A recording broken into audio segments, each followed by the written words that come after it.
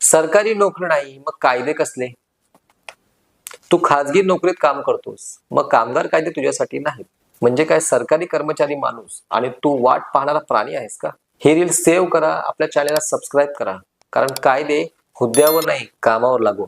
कामगार कायदे फक्त सरकारी कर्मचारी किंवा सरकारी नोकऱ्यांवर असलेल्या लोकांसाठी आहेत, खाजगी क्षेत्रातील कामगारांसाठी नाहीत. हा समज पूर्णपणे खोटा आहे आणि बेकायदेशीर सुद्धा आहे.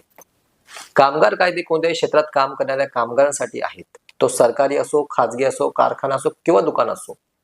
Factories act, payment of wedges act, minimum wedges act, bonus act, gratuity act, maturity benefit act हे सर्व कायदे खाजगी क्षेत्रातही पूर्णपणे लागू आहेत. कोणताही व्यक्ती जो वेतन घेऊन कंपनीसाठी काम करतो तो कामगार कायद्यानुसार संरक्षित असतो.